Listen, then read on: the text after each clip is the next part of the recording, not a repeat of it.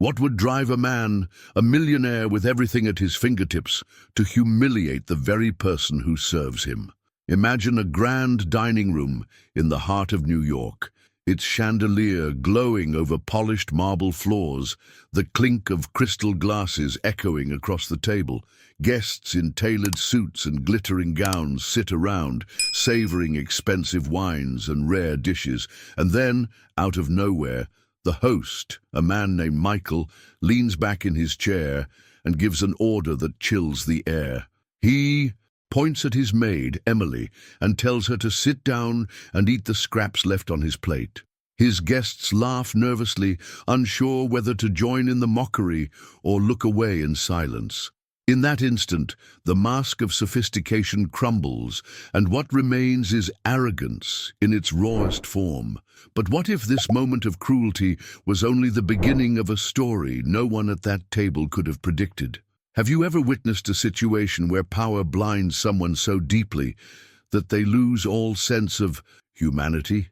This is not just a tale of wealth and poverty, of a millionaire and a maid. It's a story of dignity, of hidden identity, and of a truth so powerful it can bring even the most prideful man to his knees. Stay with me until the end, because what you're about to discover may surprise you and change the way you look at respect, kindness, and human worth.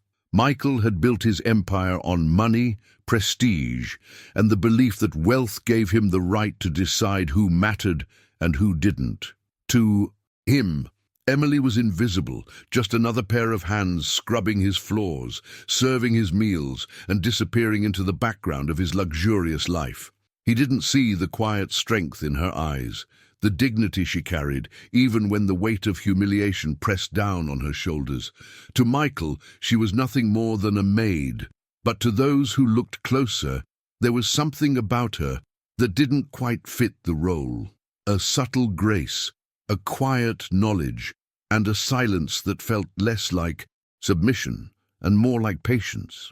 Think about it for a moment. How often do we judge people by what they appear to be, without ever asking who they really are?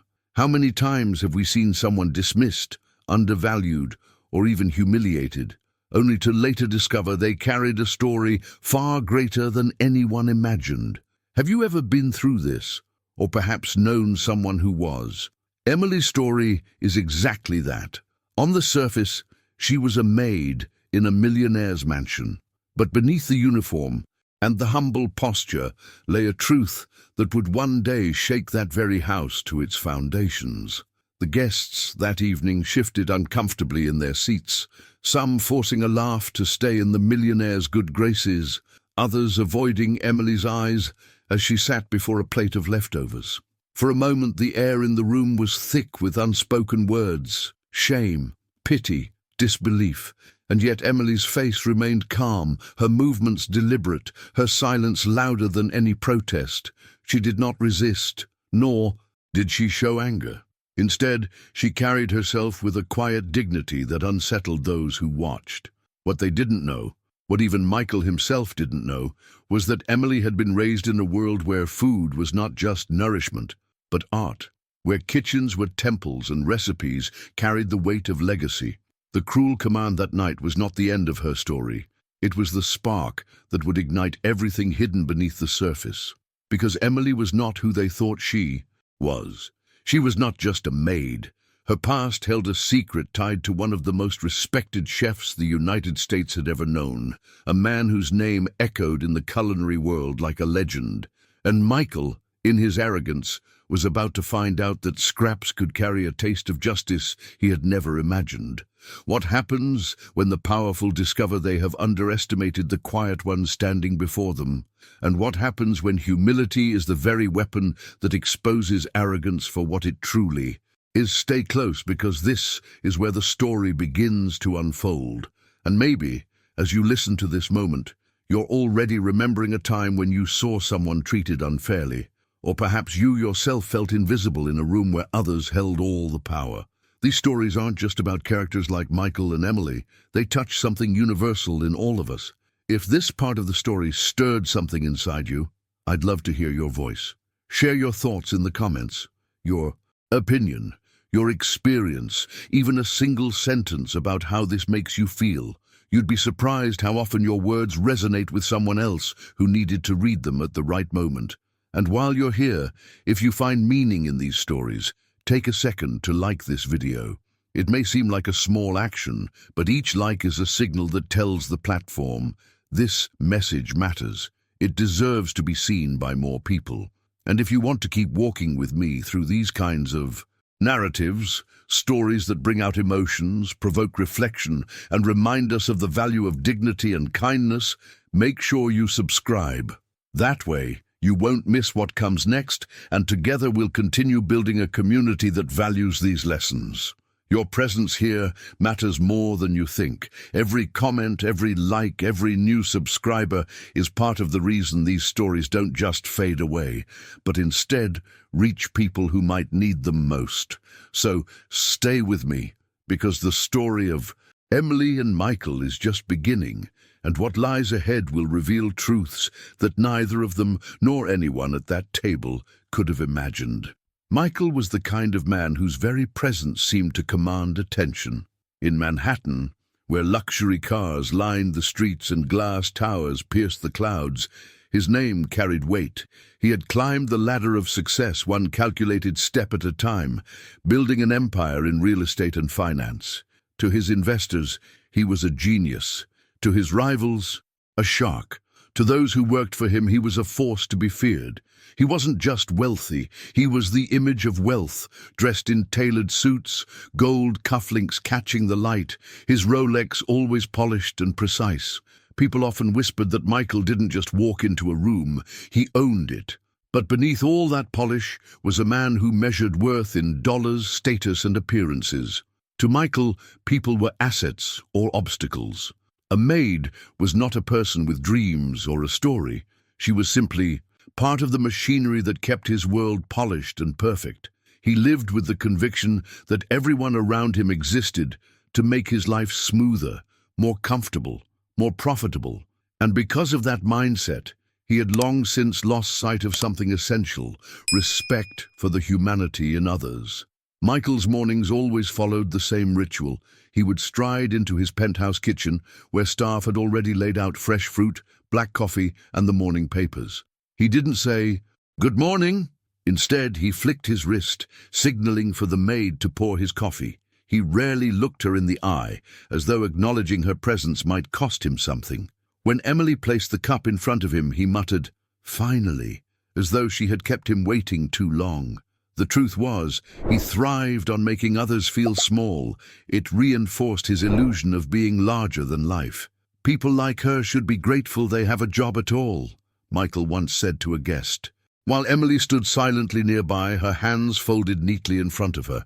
His words weren't just arrogant, they carried the sharp edge of humiliation. He never stopped to wonder how those words landed or what they revealed about him. To him, superiority was a performance, and cruelty was just another way to remind the world of his position on the stage. And yet, Michael wasn't born into this wealth. He wasn't raised in mansions or chauffeured cars. His father was a mechanic from New Jersey, and his mother worked in a diner. Growing up, he had hated being poor, hated the feeling of wearing second-hand clothes, hated the shame of walking past luxury stores knowing he could never step inside. That childhood hunger for more had fueled him, but instead of compassion, it hardened him. Somewhere along the way, the little boy who once dreamed of a better life had been replaced by a man obsessed with power. His transformation came with a cost. He had learned to despise the very people who reminded him of where he came from. Michael carried his past like a ghost he couldn't shake. He bought expensive suits not because he loved fabric, but because he feared ever being mistaken for the boy who once couldn't afford shoes. He hosted grand parties, not because he loved company, but because applause distracted him from the silence of his own loneliness. He humiliated those beneath him because deep down, he still remembered how it felt to be humiliated himself. Power was his shield, arrogance his armor, and in his world, kindness was weakness. "I didn't come this far to treat everyone like equals," he once told a business partner over dinner. If they want respect, let them earn it like I did." His tone was sharp, final, as though the subject required no further discussion. But what Michael refused to acknowledge was that his definition of earning respect was shaped by bitterness, not wisdom. He had mistaken wealth for worth, forgetting that the two are never the same. The staff in his mansion knew better than to challenge him. They moved like shadows, efficient, invisible, and silent. Emily especially kept her head down, never reacting when Michael barked at her, never showing emotion when he dismissed her efforts. What he didn't see was the quiet strength in her restraint, the way she carried herself with dignity even when he tried to strip it away. To Michael, her silence confirmed his belief that she was beneath him. To those who looked closer, however, her silence said something else: patience. Michael's guests admired his wealth, but even they sometimes flinched at his behavior. He relished in little displays of dominance, snapping his fingers for service, mocking mistakes, turning gratitude into an expectation instead of a gift. He didn't see these as flaws. To him, they were proof of victory, reminders that he had escaped poverty and now ruled over those still trapped in it. What he didn't realize was that his pride made him blind, and his blindness was leading him toward a lesson he could never buy his way out of. When you looked at Michael, you saw the polished surface of a man who seemed to have everything, but if you looked deeper, you'd see the cracks. His wealth couldn't erase the insecurities rooted in his past. His power couldn't silence the echoes of his childhood struggles, and though he strutted through life with the confidence of a conqueror, the truth was simple.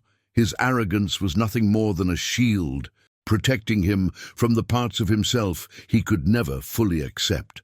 Michael was a man transformed by ambition, yes, but also imprisoned by it.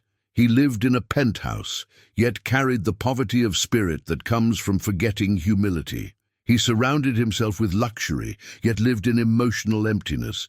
He ordered people around, but he was the one truly enslaved. Enslaved by his pride, by his fear of being ordinary, by his refusal to see value beyond material wealth. That was the man who humiliated Emily at his table, the man who forced her to eat scraps, the man who believed he had power over her. But what he failed to understand was that power built on arrogance is fragile. It looks strong until the moment truth cracks it open. And in Michael's case, that hidden truth was closer than he realized, sitting quietly in his own home, wearing a maid's uniform, waiting for the moment when everything he thought he knew would unravel before his eyes. The evening of the dinner party had begun like all the others, lavish, loud, a showcase of abundance meant to impress. But beneath the laughter and clinking glasses, there was tension waiting to surface. A current that would soon pull Michael into a reality he had spent his entire life trying to avoid. Because arrogance can only hide the truth for so long, and the night ahead was about to reveal more than he could ever imagine. Emily moved through Michael's mansion like a shadow, quiet, precise, and unnoticed. To most of them, guests who visited the penthouse, she was nothing more than a maid, someone who carried trays, polished silver, and cleaned up the messes left behind after nights of excess. They never asked her name, never wondered about her story. To them, she was invisible. But invisibility, as Emily knew, was sometimes a shield. She wore her uniform with neatness, her hair always pulled back, her posture careful and controlled. On the surface, she appeared to be the model of humility, the kind of worker who would never question an order, never raise her voice, never make herself more visible than the job required. Yet if you looked closely, there was something unusual in her presence. Her eyes carried a light that didn't quite match the life she seemed to live. They were steady, watchful, full of quiet dignity, as though she knew something the rest of the world had forgotten. When Michael mocked her in front of others, Emily never fought back. When he snapped at her for moving too slowly, she lowered her gaze and finished her task.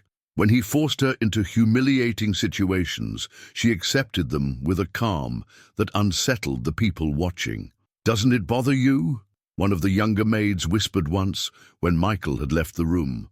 Emily simply smiled faintly and replied, "I've seen worse. This is nothing." Her words carried a weight that lingered in the air. What did she mean by worse? Where had she come from? No one asked further, but the question remained. Behind the scenes of her silence was a past far richer and more complex than anyone in that house could have imagined. Emily had not grown up in wealth, but she had not grown up in despair either.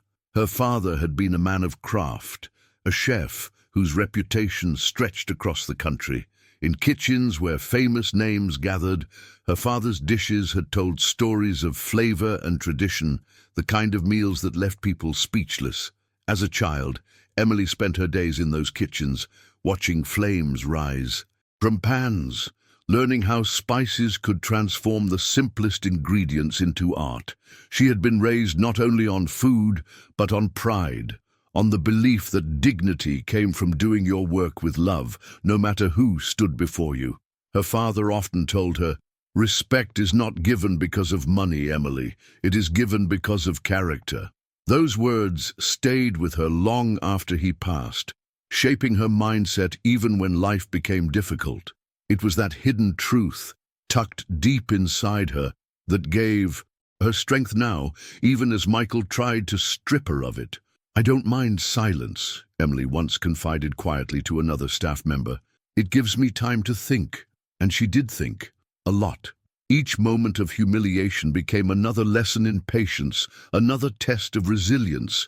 She was not weak, though Michael mistook her humility for submission. She was strong in a way that he could never understand.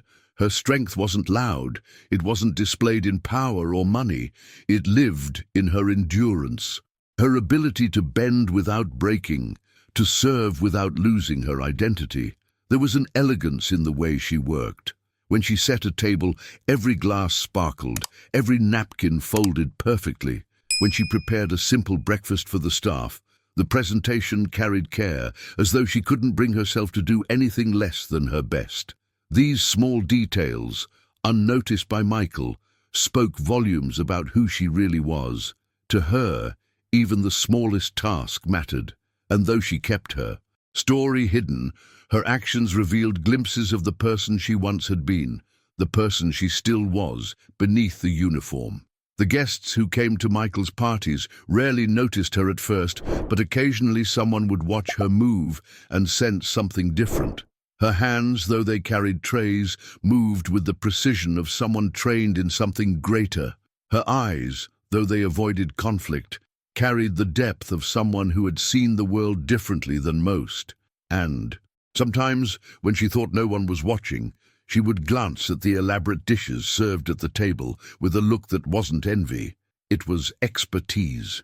She noticed the imperfections others overlooked, the balance of flavors no one else could taste, that quiet recognition that behind-the-scenes knowledge was the hidden truth of who she was. Michael, of course, never saw it. To him, Emily was just another employee. He believed silence meant weakness, that humility meant worthlessness. He had no idea that the very person he mocked carried a legacy far richer than his own, a legacy built not on wealth, but on skill, artistry, and integrity. "Why do you let him treat you like this?" another staff member once asked her. Emily's answer was soft but firm. "Because his behavior is about him, not me. I don't lose who I am just because he can't see it." That mindset was her armor. While Michael wrapped himself in arrogance to protect his fragile pride, Emily wrapped herself in patience to protect her truth. And yet, as much as she tried to stay invisible, fate has a way of pulling hidden stories into the light. It was only a matter of time before Emily's quiet resilience and her true identity would collide with Michael's arrogance. Every humiliation he inflicted, every decision he made to remind her of her supposed place, only built the tension further. The journey ahead would transform not only how others saw Emily, but also how Michael saw himself.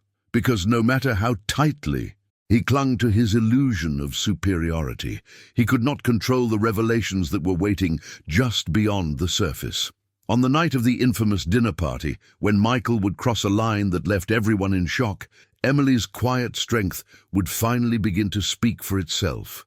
It would not be through anger or confrontation, but through something far more powerful, the simple act of being who she truly was. And in that moment, the impact of her hidden past would ripple through the room, setting the stage for a transformation neither she nor Michael could escape.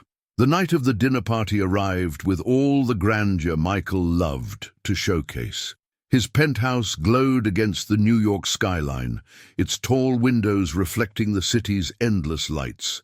The dining table stretched long and elegant, draped in white linen and decorated with crystal glasses that shimmered under the chandelier. Every detail had been curated for one purpose: to remind his guests that they were in the presence of a man whose wealth and power placed him above the rest. Michael thrived on these nights. To him, they were stages, and the applause came in the form of admiring glances and forced laughter at his sharp remarks. Emily moved silently through the room, refilling glasses, adjusting plates, ensuring the rhythm of service never faltered. She carried herself with the same calm as always, even as she felt the weight of eyes that occasionally lingered on her. Some guests noticed her stillness, her composed movements, but quickly shifted their focus back to Michael's booming voice. "Ladies and gentlemen," Michael announced, raising his glass, "tonight, you are not just eating a meal. You are experiencing the very best that New York has to offer. Imported wines, dishes prepared by chefs trained in Paris, and of course," he smirked, glancing briefly at Emily, "a staff that knows exactly how to keep everything running smoothly, even when they're given scraps to work with." His words were framed as a joke, but the undertone was sharp, deliberate. Guests chuckled nervously, some out of habit, others out of fear of appearing out of place. Emily didn't flinch. She simply lowered her gaze, her face calm, her hands steady. As the evening went on, Michael grew bolder. The wine loosened his tongue, and his need for dominance pushed him further. At one point, when the main course had been cleared away, he leaned back in his chair and looked at Emily with that cold arrogance that had become second nature to him. "Emily," he said loudly, ensuring all eyes turned toward her, "why don't you sit down at the servants' table? Go on, you've been standing all night. Join them. Better yet." He paused for effect, then pointed at the nearly empty plates in front of his guests. "Take what's left here, eat the scraps. That's probably more than you're used to, isn't it?" The room fell into an uneasy silence. Forks clinked against porcelain, glasses paused mid-air. Some of the guests exchanged glances, discomfort flickering across their faces. A woman in a red dress shifted in her seat, clearly unsettled, while an older man coughed lightly as though to break the tension. Yet no one spoke up. No one challenged him. Michael's money and influence silenced them, binding their morals in chains of convenience. Emily felt the weight of every gaze in the room pressing down on her. For a brief moment her chest tightened. She could hear her father's voice in her mind. "Respect is not about what others give you, Emily. It's about what you carry within yourself." She drew a slow breath, placed the tray she had been holding onto the sideboard, and walked to the servants' table with quiet steps. "Go on," Michael pushed, his tone laced with mockery. "Eat. Show us how grateful you are." Emily lowered herself into the chair. Her movements were graceful, measured, as though she were still in control of the moment, even though the setup was designed to humiliate her. She reached for a plate with the leftovers, her hands steady, and took a small bite. She didn't rush, didn't shrink, didn't allow her dignity to collapse under the weight of the spectacle. Instead, she carried herself with a poise that unsettled even those who had been laughing moments before. One of the guests whispered to another, "She doesn't look ashamed." The reply came back in a hushed tone, "It's almost like she's above it." They didn't realize how close those words were to the truth. Michael, however, mistook her calm for weakness. "See," he said, chuckling, "she knows her place. That's the difference between people like us and people like her. Some of us are born to sit at the head of the table, and some of us—" He gestured toward Emily with a cruel smile. "Well, some of us belong beneath it." Emily raised her eyes just then, not directly at him, but past him, to the glittering skyline through the glass windows. For a second, her face seemed illuminated, not by the chandelier, but by something deeper, an inner strength, a quiet resilience that no amount of cruelty could erase. It wasn't defiance in the loud, rebellious sense. It was something subtler, more profound, as if she knew that this humiliation was temporary, while her truth was permanent. Inside, Michael felt victorious. He believed he had proven his superiority, reinforced his control, and impressed his guests. But what he didn't see was the shift in the room. The air was heavier now, tainted not by admiration, but by unease. Some guests avoided looking at him, while others stole glances at Emily, as though recognizing that there was something more to her than what they had assumed.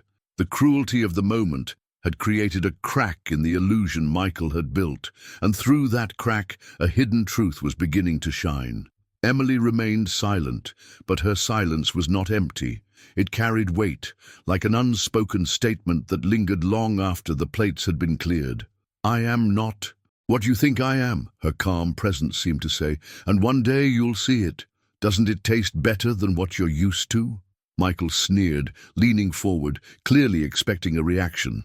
Emily placed her fork down gently, wiped her mouth with the napkin, and answered in a voice so steady it caught several people off guard. "Food always tastes better when it's shared with kindness." The room froze. For a moment, no one moved. The words were soft, respectful, but they carried a power that struck deeper than any sharp retort could have. Michael laughed, brushing it off as though it were nothing, but the truth had landed, and his guests felt it. The injustice that night lingered long after the laughter resumed. No one dared to confront Michael, but the memory of what they had seen etched itself into their minds. And Emily, with her quiet grace, had planted a seed. The humiliation he intended to impose on her had backfired in ways he could not yet understand, because dignity, once revealed, has a way of exposing arrogance for what it truly is, a fragile mask hiding fear. That evening did not end with Emily's humiliation. In fact, it was only the beginning of something far larger. Beneath the surface of the night's cruelty, currents of revelation were forming, waiting for the right moment to break through. The journey ahead would bring unexpected transformations, not only for Emily, but for everyone who had witnessed the scene in silence, and for Michael most of all, though he could not see it yet. The morning after the dinner party, the mansion's atmosphere carried an unusual heaviness. The grand dining hall had already been restored to its pristine order, the clinking glasses and laughter from the night before erased as though they had never happened. Yet beneath the polished silence, something remained unsettled. The staff moved through the corridors with their usual precision, but whispers trailed behind them like shadows.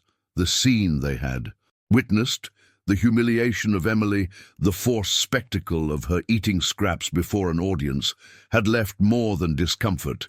It had left questions. In the staff kitchen, away from the marble floors and velvet curtains, the hum of conversation grew louder. Dishes clattered, coffee steamed, and with every break in the rhythm of chores, voices dipped into speculation. One of the younger maids, barely 19, leaned close to a colleague and whispered with wide eyes, "She doesn't belong here." Her words weren't spiteful but curious, almost reverent. "Did you see the way she held herself last night? She wasn't like the rest of us. Even when Mr. Michael tried to humiliate her, she didn't look broken. She looked composed."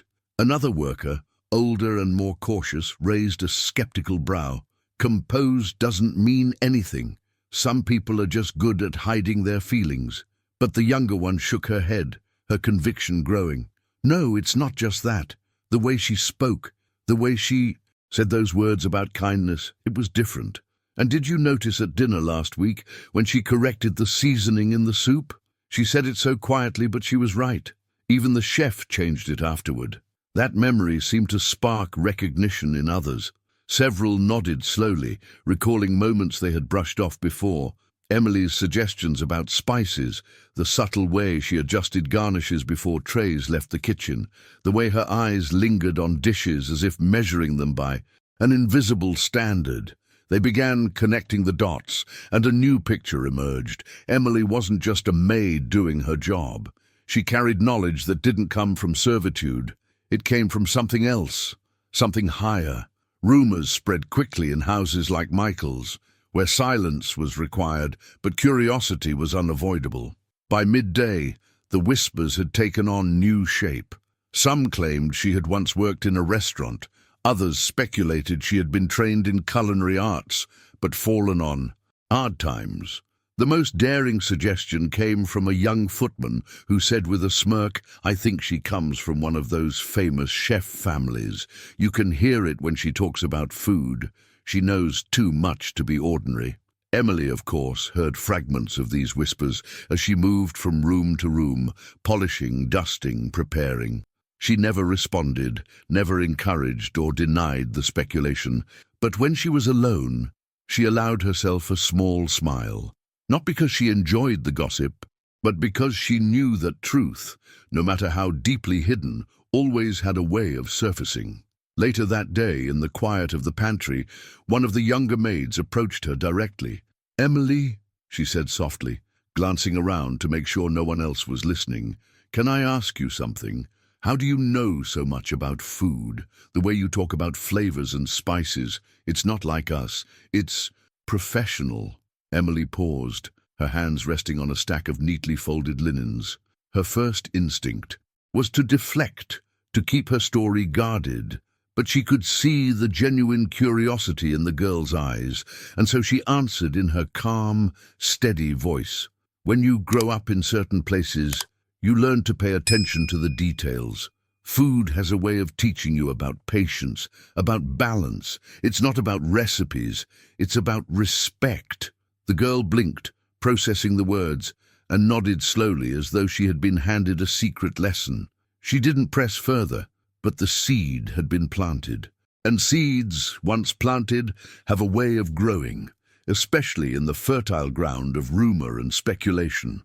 By evening, even some of the guests from the night before had carried the whispers beyond the mansion. At cocktail bars and social clubs across Manhattan, they mentioned the strange scene at Michael's dinner. They described the humiliation, yes, but also the way Emily had responded. "She didn't act like a maid," one man said over his glass of whiskey. "She acted like someone who knew her worth, even when he tried to strip it away." Another guest added, "And there was something in her eyes, like she'd been in rooms finer than his before." These conversations rippled outward, tiny waves of curiosity that hinted at a truth waiting just beneath the surface. Who was Emily really? How had someone with such quiet dignity and refined knowledge ended up in Michael's service? And what kind of story was hidden in the silence she carried so carefully? Emily herself returned to her small quarters that night with her mind steady, though her heart carried the weight of the day. She sat by the window, looking out at the city lights, and whispered to herself words she had once heard from her father. "The truth doesn't need to shout. It only needs time." She believed that, with all her being, and as the rumors grew louder in the mansion's corridors, she knew that time was drawing closer. For Michael, however, the day after the party was nothing more than another chance to revel in his perceived triumph.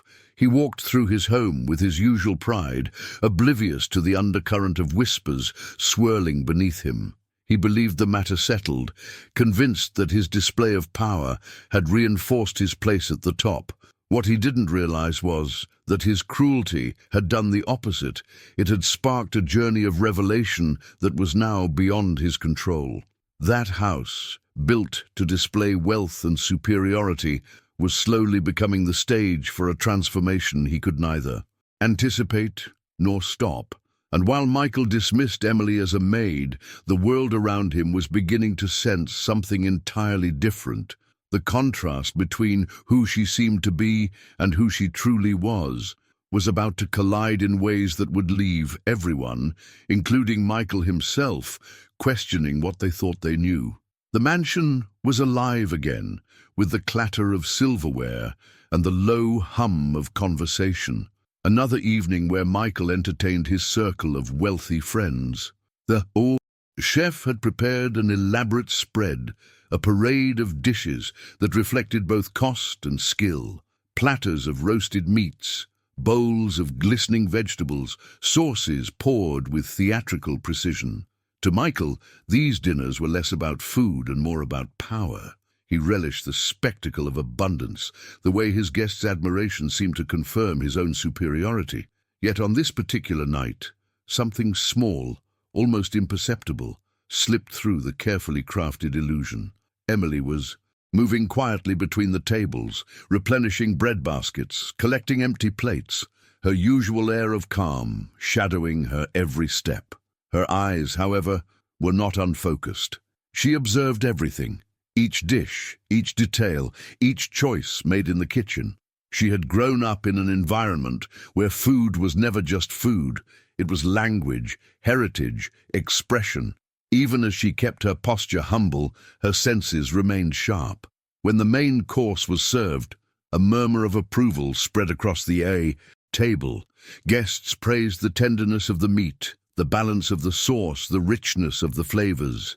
Michael leaned back in his chair, satisfied. He had paid a fortune for this chef, and moments like these allowed him to boast indirectly, as though the artistry on the plate were an extension of his own greatness. But as Emily placed a fresh basket of rolls beside one of the guests, she noticed a detail others had missed, a small imbalance in the seasoning of the sauce, a faint bitterness where there should have been warmth, a note of sharpness that disrupted the harmony of the dish. It wasn't enough for most to recognize, but for someone like Emily, whose childhood had been shaped in kitchens filled with the scent of simmering broths and carefully measured spices, it was glaring. She hesitated for only a second, weighing her decision. To remain silent would be safer. Michael despised being contradicted, especially in front of others. Yet she also knew that truth, no matter how small, had its own weight. She leaned slightly toward the chef, who was passing nearby, and in a voice low enough to sound respectful but clear enough to carry authority, she said, "The sauce would be smoother if the peppercorns were tempered longer. The bitterness stands out against the sweetness of the reduction." The chef froze. For a moment, the bustling rhythm of service seemed to pause around him. His brow furrowed, not in anger but in surprise, as though he had just been given feedback. Not from a maid, but from a peer.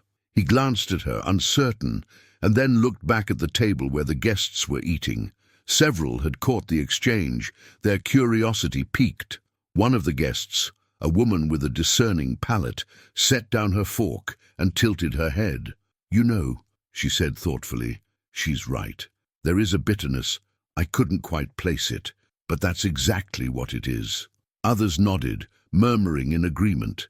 Suddenly, the room that had been filled with unquestioning praise was now filled with speculation, and the focus had shifted from Michael's performance of wealth to Emily's unexpected authority. Michael's jaw tightened.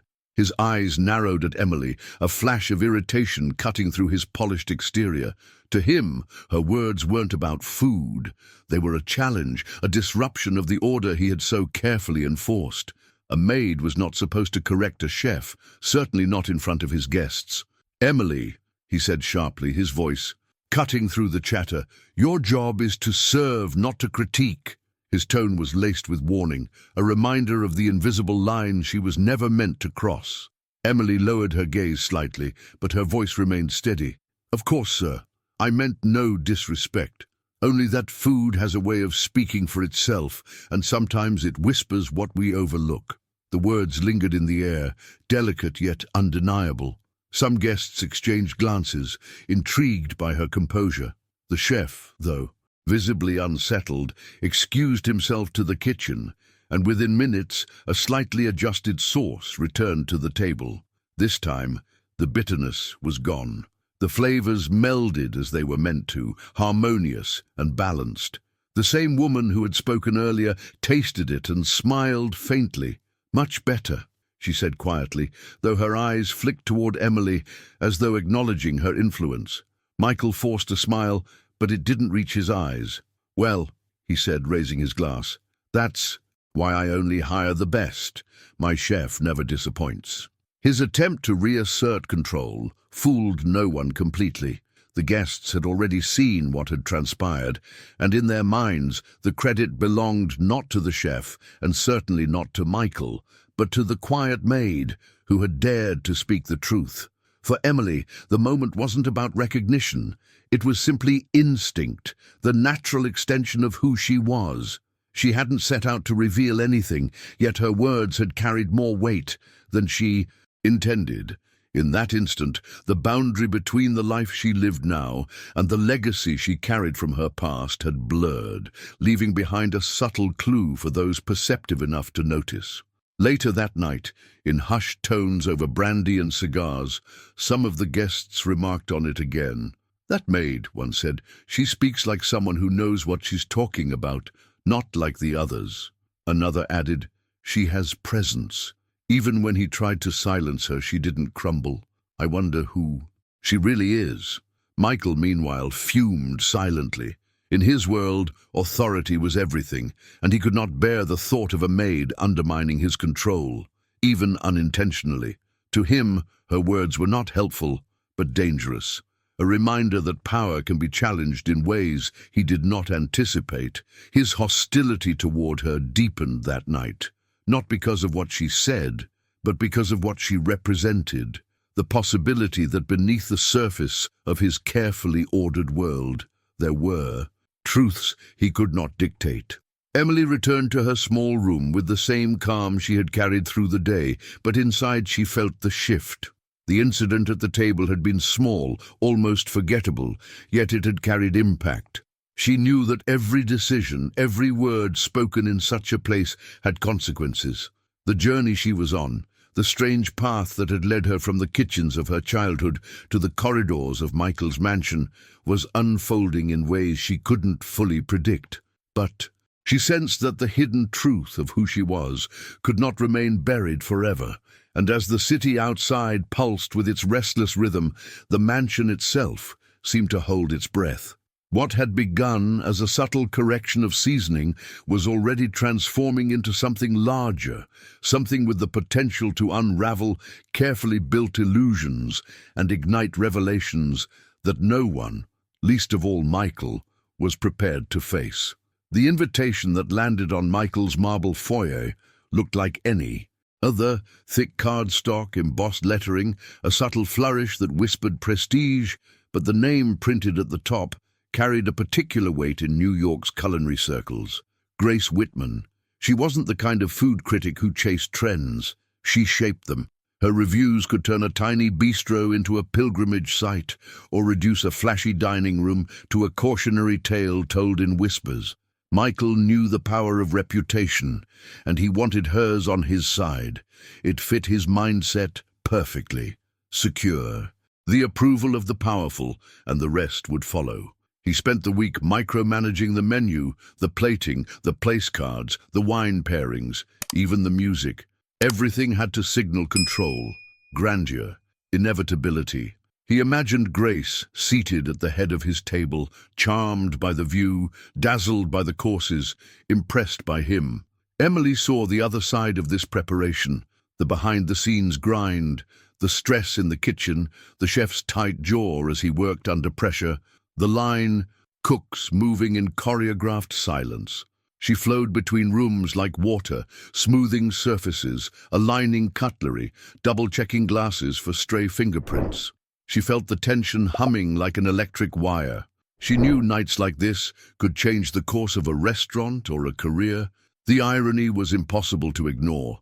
The critic held power over taste, Michael held power over people, and between them stood a truth neither could see yet. Grace arrived in a dark navy dress and a trench coat that caught the evening's light rain. She had that calm composure you only earn from years of listening to rooms and noticing what others miss. Her handshake was firm, her smile polite but guarded, her eyes constantly observing. "Mr. Davenport," she said with a nod, her voice warm but measured, "thank you for the invitation." "Please," Michael replied, extending an arm toward the dining room. "Tonight's menu was designed with you in mind." His confidence glided over the floor like a shadow. The guests took their places with the kind of choreographed effort that always surrounds status. Emily stood at the periphery of it all, just close enough to manage the flow, just far enough to remain unseen. The first course arrived, a delicate amuse-bouche staged like a museum relic, precision-cut micro-greens placed with tweezers, a dab of citrus gel shining like lacquer. Grace tasted it, then made a small note. The second course followed, a chilled seafood dish, layered with textures, impeccable to the eye. She took a slow bite, glanced up for a brief second, and returned to her notebook. The third course, duck with a reduced sauce, arrived with a flourish of silver domes lifted in unison. Michael watched Grace's expression like a gambler reading a dealer's face. She remained unreadable. "Ms. Whitman," Michael said lightly, as if this were all a casual gathering, "what do you think of the balance so far?" Grace folded her napkin once, buying time, then answered carefully, "It's technically ambitious." She let the phrase hang there as gentle as possible, and yet it moved through the table like a cold draft. Ambitious meant precise, yes, but it also meant it might be trying too hard. In the kitchen, the chef was tightening every bolt. He understood this language. He read critics too. He pushed the brigade to focus, to adjust seasoning, to perfect the sear. The fourth course went out with a little more soul, but when Grace tasted it, her pen hovered and then rested on the table. "It's missing warmth," she murmured, not unkindly, more like someone observing a painting that had forgotten the subject. Michael smiled with too many teeth. "Perhaps the next course will surprise you." And that was his mistake, doubling down on spectacle when the room was asking for sincerity. He confused performance with connection, a decision born of habit. The moment that changed everything didn't arrive with fanfare. It came as a small hesitation in the kitchen, a quiet stutter in the rhythm of plating. The sauce for the main wasn't binding right. The reduction had the correct sheen, but not the depth to carry the dish. The chef tasted it, frowned, added a touch of acid, tasted again, still wrong. "It needs grounding," he muttered, thinking out loud. "It needs something." Emily stood just out of the chef's line of sight, waiting to pass through with fresh linens. She could smell it the way a musician hears a chord slightly out of tune. She remembered a night, years ago, when her father coaxed a sauce back into harmony with what looked like a small miracle, but was only wisdom. Heat, time, restraint, a whisper of something earthy to hold everything together. She hadn't intended to speak. She had rehearsed silence for so long that it had become second nature. But the memory of the forced humiliation, the decision to accept it with dignity, the quiet growth of rumors and whispers, the small seasoning correction that had already slipped out once, these moments formed a line, and she was standing at its end. She stepped closer and spoke in a tone that carried respect and unmistakably authority. "Toast the peppercorns in a dry pan first," she said softly. "Then crush them. Add a touch of mushroom stock to anchor the sweetness. Give it 30 seconds more heat to round the edges." The chef looked up, startled, then puzzled, then interested despite himself. "You've done this before," he said, not as an accusation but as a recognition. Emily lowered her gaze. "I've watched it done, thousands of times." In the dining room, the main course reached the table as the kitchen held its breath. Grace cut a small piece, dipped it in the revised sauce, and tasted. Her face didn't bloom into joy, but it softened with a kind of approval that said, at last, something true was speaking. She made a note that felt different. Michael noticed. He didn't know why the pivot had occurred. He assumed it was the chef responding to pressure, but he saw the shift and clung to it. Still, the atmosphere hadn't transformed. It hovered on the edge of something, like a symphony tuning before the conductor raises the baton.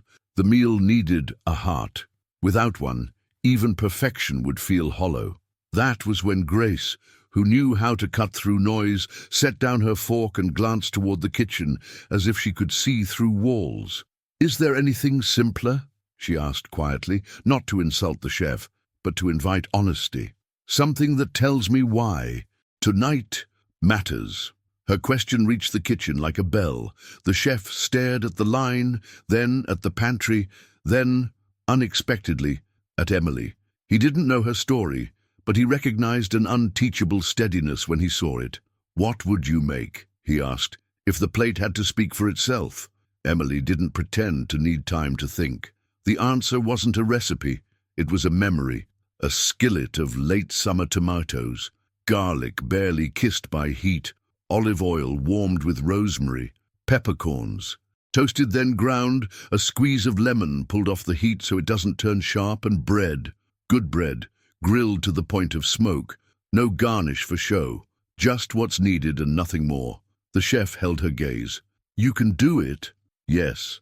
He hesitated only a heartbeat before stepping aside. Decisions like this are where transformation often begins, not with a speech, but with the courage to let the right person lead. A line cook handed Emily a pan, another brought tomatoes bursting with ripeness. Someone else laid out a loaf with a crust that crackled at the touch. She moved with that sure economy born from countless hours in kitchens that mattered. The movements you learn when cooking is not performance, but language. She tilted the pan so oil met flame, slid in the garlic sliced thin enough to turn tender without browning, listened for that whisper of sizzle that says, "Now, not later." She pinched salt between her fingers like she was blessing the dish, crushed peppercorns to release warmth instead of heat, rolled the rosemary once between her palms to wake it up, then pulled the pan just before the tomatoes collapsed into sauce. The bread met the grill, absorbed smoke, and returned stamped with stripes like a signature. She plated nothing fancy. Tomatoes and their oil, a final squeeze of lemon, the bread propped there like an invitation rather than a prop. When she finished, she didn't decorate the plate or adjust it for glamour. She nodded to the chef. "It's ready."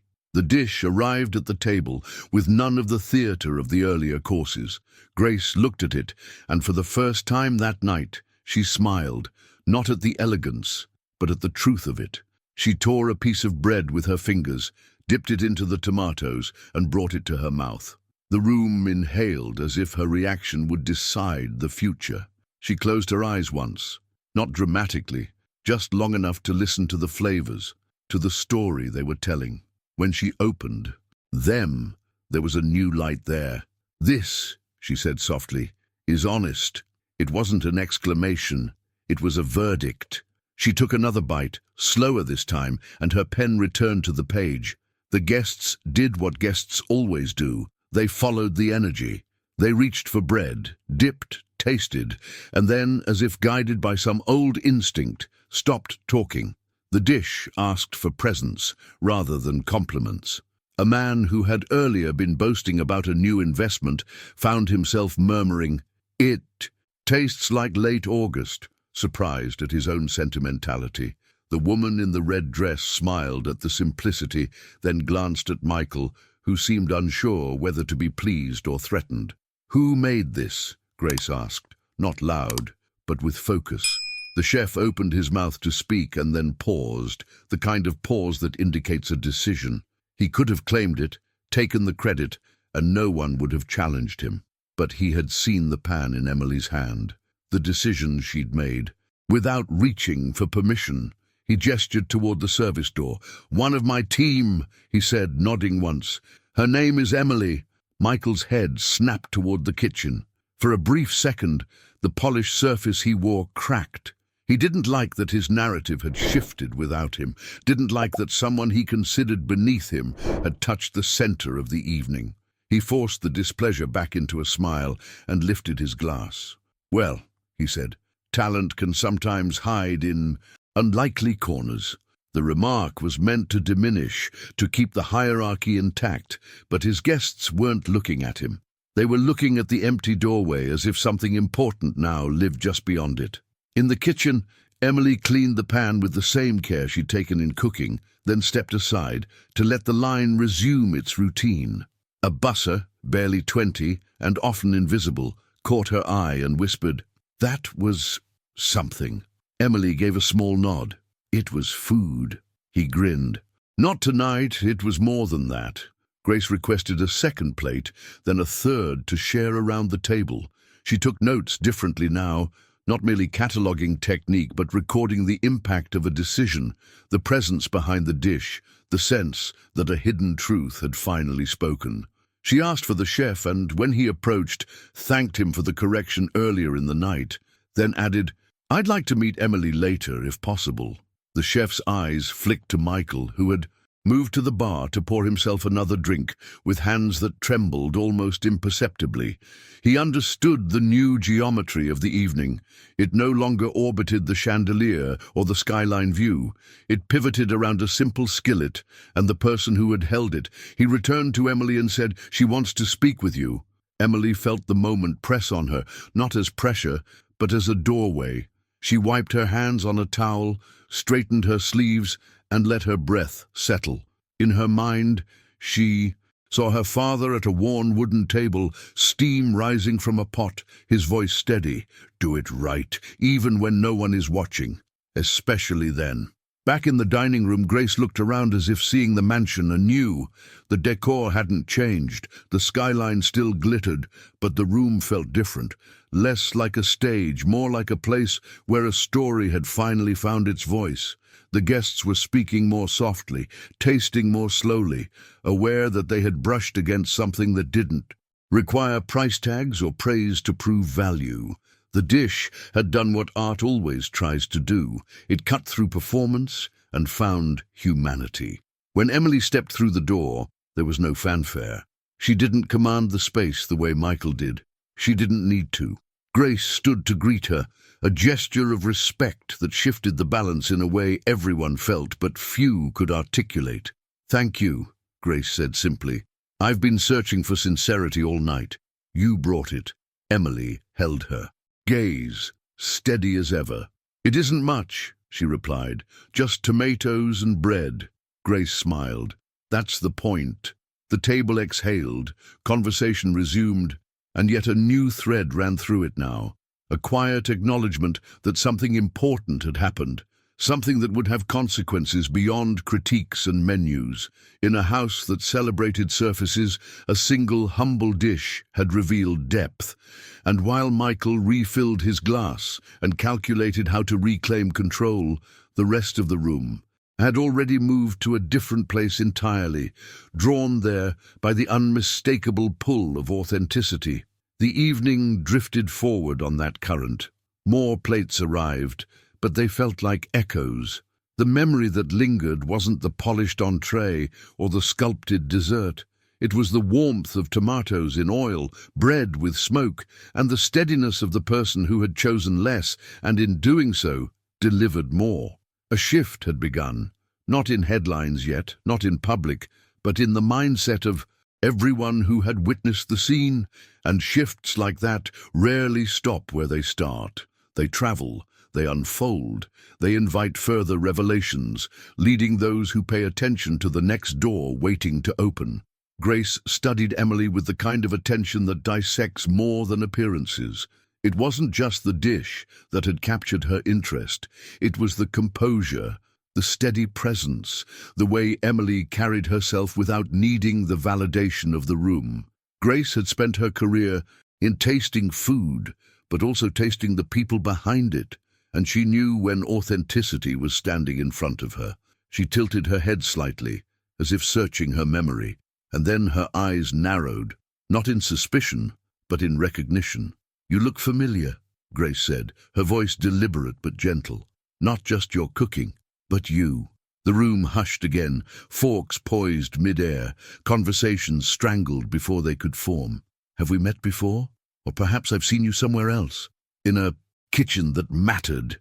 Emily hesitated, the weight of her hidden truth pressing harder now. For years, she had lived in the quiet shadows of service, allowing her identity to remain invisible, her past buried beneath uniforms and silent labor. But standing in front of Grace Whitman, with the memory of her father's lessons alive in her fingertips, she understood that some truths can't stay hidden forever. Her eyes flicked toward Michael, who was watching with an intensity that burned, as though willing her to deny whatever revelation hovered on her lips. Grace leaned forward, her pen forgotten, her expression alive with curiosity. "Wait," she murmured, her voice dropping lower, more certain. "You're not just Emily. You're Emily Carter, the daughter of Jonathan Carter." The name carried weight, not just in that room, but across the country. Jonathan Carter wasn't just a chef, he was a legend. He had once cooked at the White House for state dinners, had designed menus for celebrities, had been celebrated in magazines and on television. His food wasn't flashy, but soulful, revered for its balance, its honesty, its humanity. When he died suddenly years ago, tributes had poured in, lamenting not just the loss of a chef, but the loss of a man who had taught people that cooking was about connection, not performance. His daughter had been by his side in countless kitchens, watching, learning, carrying his torch, and then, without explanation, she had vanished from the culinary world. Until now, the shock in the dining room was immediate, palpable. Gasps broke through the air, whispers fluttered like moths. A guest dropped a spoon onto his plate, the sound clattering louder than it should have.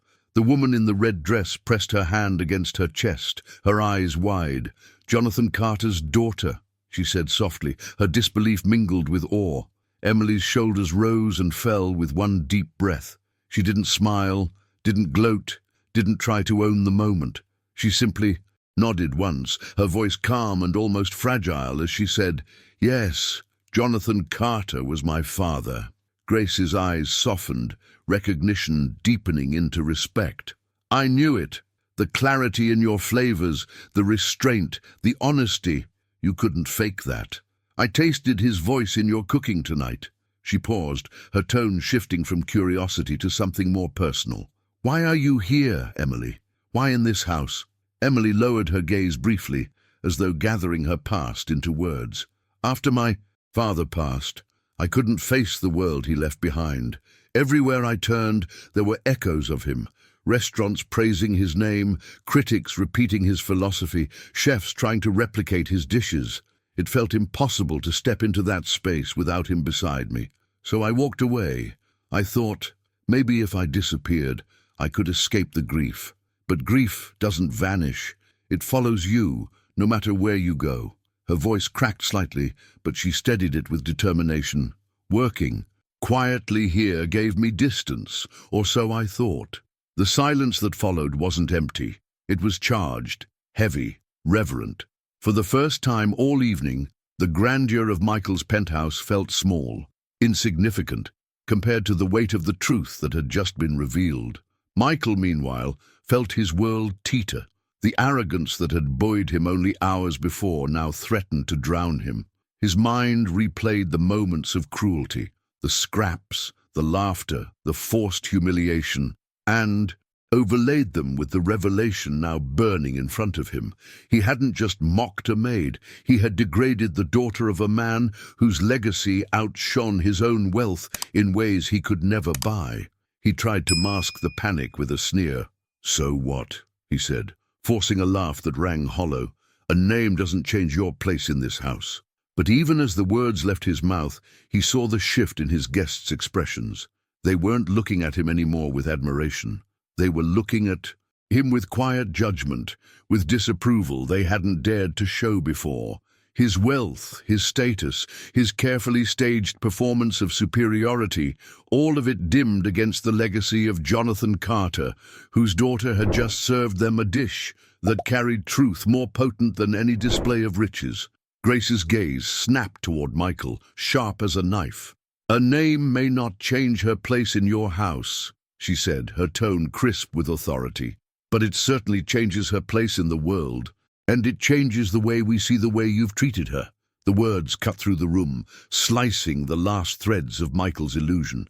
Guests shifted uncomfortably, some whispering, others openly staring at him with a mix of disdain and pity. For a man who thrived on control, it was the worst kind of exposure, not from a rival, not from the market, but from truth itself.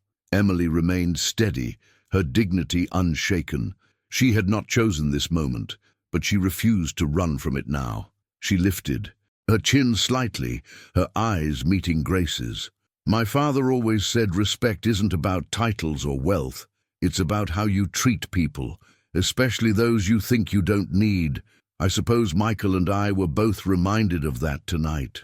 The room absorbed her words, like scripture.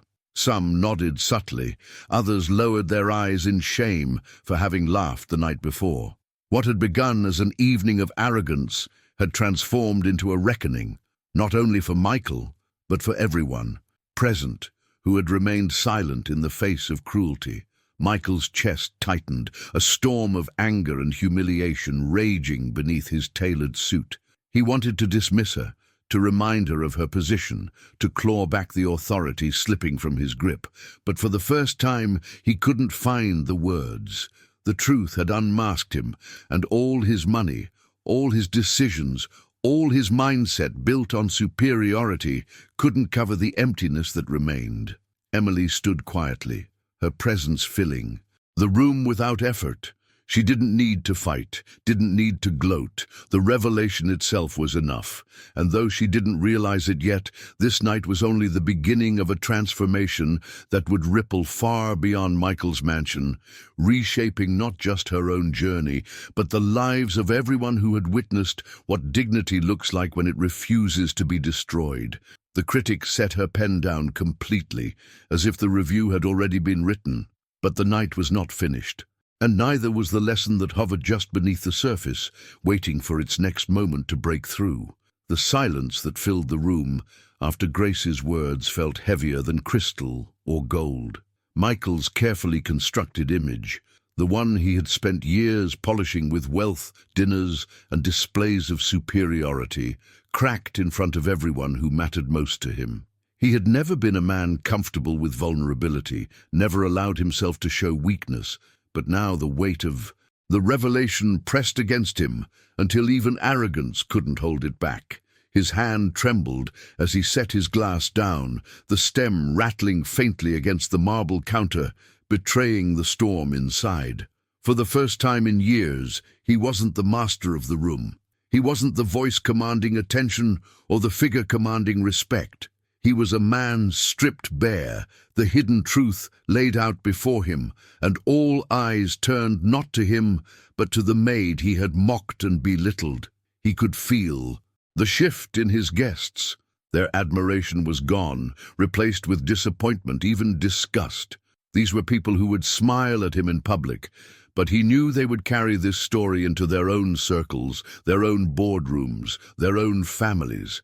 His arrogance had not just humiliated Emily, it had branded him. Michael tried to speak, but his throat closed on him.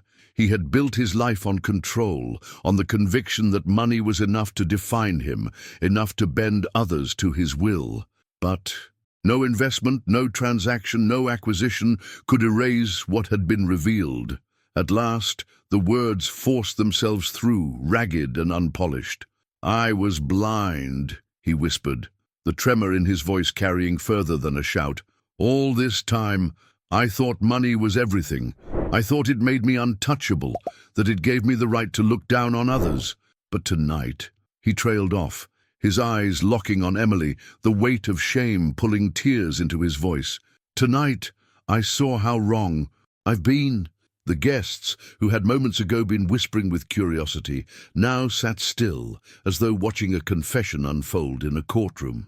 No one interrupted. It was Michael's reckoning, and even the city lights outside seemed to quiet, reflecting against the glass as if listening too. He stood, though unsteadily, and stepped toward Emily. The arrogance was gone from his face, replaced by something raw, almost unfamiliar. His carefully styled hair, his pressed suit, his polished shoes, all of it suddenly looked small against the gravity of what he carried now. He had lived his life believing apologies were for the weak, but his heart pressed against him with the undeniable need to speak them. "I humiliated you," Michael said, his voice breaking as he looked at her, really looked at her for the first time.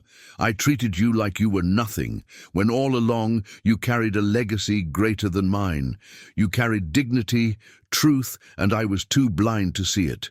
I thought forcing you to Each scraps made me powerful, but all it did was expose how empty I've become. Emily, I was wrong. I was wrong about you, and I was wrong about what matters in this world." His words cracked into silence. His hands, usually clasped with authority, now hung limp at his sides. "Please, forgive me." Emily remained still. Her calmness didn't come from shock, but from the patience of someone who had already walked through storms heavier than this moment. She looked at him, her eyes clear, and for the first time, Michael saw no fear, no anger, no need to prove herself. What she carried was strength wrapped in grace. "You ask for forgiveness," Emily said softly, her voice carrying into every corner of the room. "But forgiveness isn't about you deserving it. It's about me choosing not to carry bitterness. My father taught me that. He used to say, holding anger is like drinking poison and expecting someone else to suffer. I won't carry that poison, Michael. You don't deserve my bitterness, and I don't need it." Her words weren't cruel. They were liberating. They lifted the air in the room, even as Michael's knees seemed to weaken under the weight of them. She hadn't excused his arrogance, but she had refused to let it define her. Forgiveness wasn't his redemption, it was her freedom. Michael's tears fell freely now, streaming down the face of a man who had once mocked tears in others. He pressed his hand against his eyes, shaking his head as though trying to comprehend the reality he had built for himself. For decades, he had filled emptiness with wealth, silenced pain with arrogance, hidden regret behind luxury. Now he saw the cost of those decisions, not just in the eyes of others, but in himself. The guests shifted uncomfortably, not because of Emily's grace, but because of their own silence the night before. They had watched, and they had said nothing. They had let cruelty play out on a stage and chosen the safety of silence. Now, faced with Emily's strength and Michael's collapse, they felt the weight of their own choices too. The hidden truth was that injustice doesn't survive on the actions of one. It survives on the silence of many. Michael dropped into a chair, unable to stand, his face buried in his hands. "I thought I had everything," he muttered, barely audible. "But I have nothing, not compared to this." Emily took a slow breath, her chest rising and falling as though she were carrying the memory of her father into the present. She stepped closer, not out of pity, but out of choice. Placing a hand gently on the back of his chair, she spoke with steady conviction. "Michael, your wealth blinded you, but blindness doesn't have to be permanent. What you do next will matter more than what you've done before. My father always believed that people can change if they're willing to face their truth." Her words carried a power money could never buy. They weren't just about Michael. They were about everyone listening, everyone who had ever mistaken arrogance for strength or silence for safety.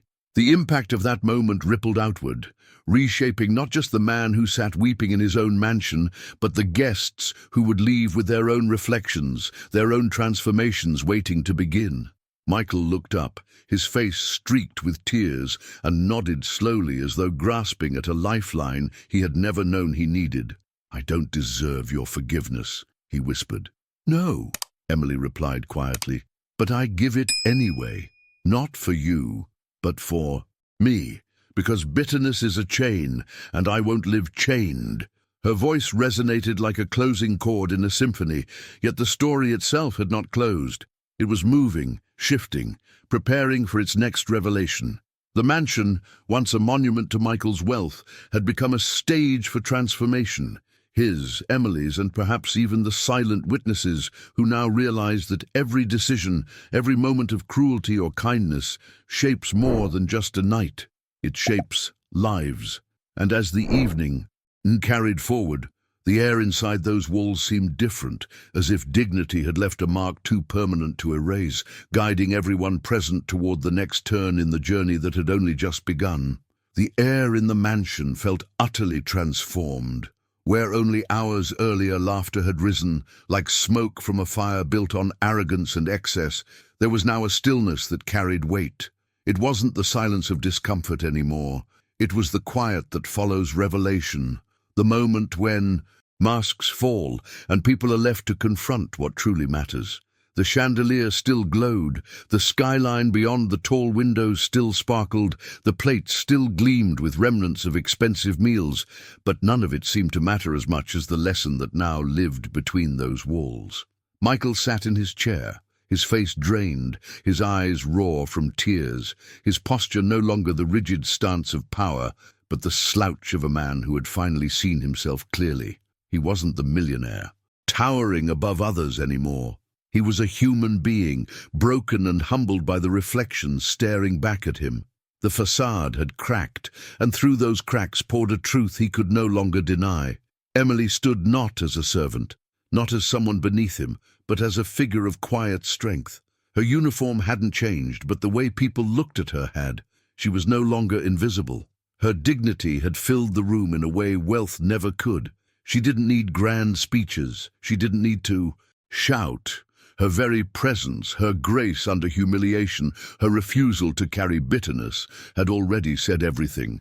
The guests, who had arrived expecting another evening of excess, found themselves confronted with something far more valuable than caviar or wine.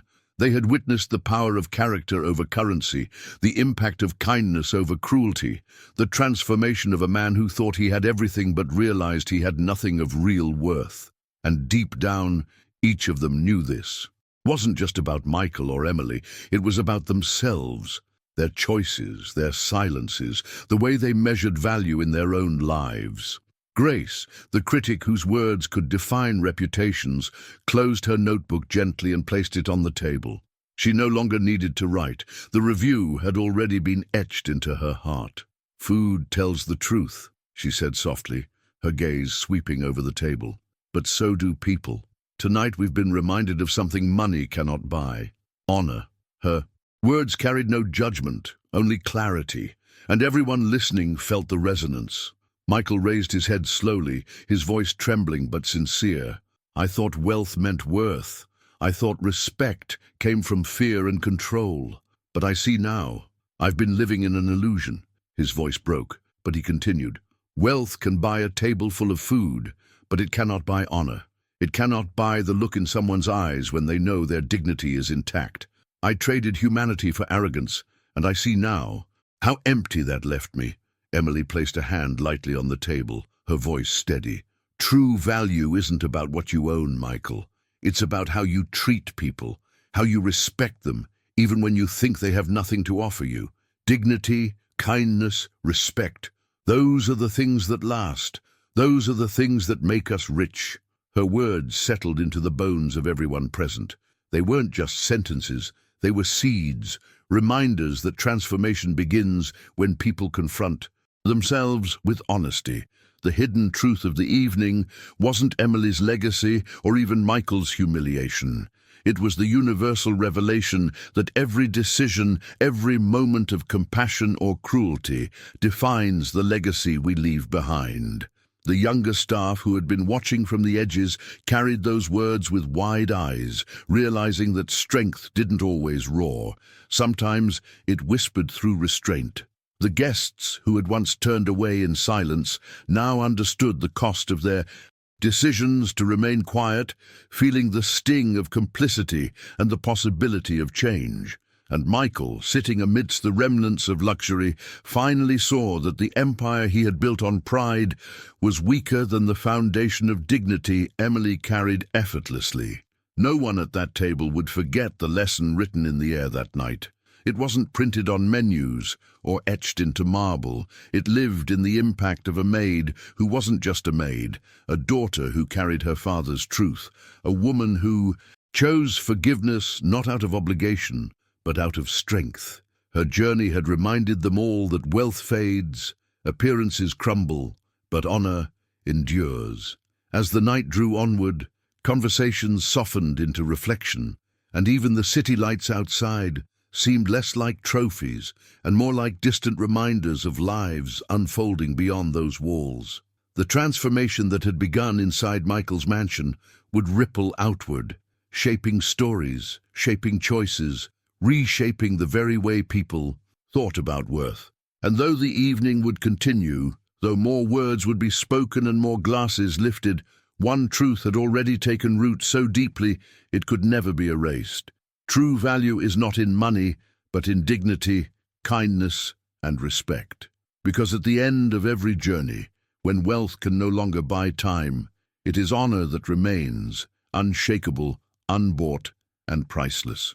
The mansion, once a symbol of arrogance, now stood as a stage for humility's quiet triumph. And though Michael's tears had not erased his past, they marked the beginning of a different path, one where decisions might finally align with the truth he had ignored for too long.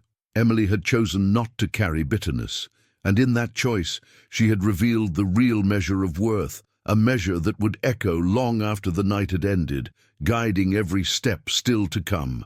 And if you've walked with me all the way through this story, maybe something in it stayed with you. A moment, a phrase, or even just the feeling of seeing dignity rise above arrogance. If it did, let me know down in the comments. You can write something simple like, "I'm with you until the end," or "This message was for me, so I know you made it here and that it resonated with you." And if you want to keep hearing stories like this, narratives that remind us of what truly matters, don't forget to subscribe. That way, every time we release a new video, you'll already be part of the conversation. Hitting the like button also helps. This kind of message reach more people, so if this touched you, give it that small gesture. Now, if you're ready to continue, there's another video waiting right here that flows perfectly with what we've just shared. Click on it, and let's keep going together.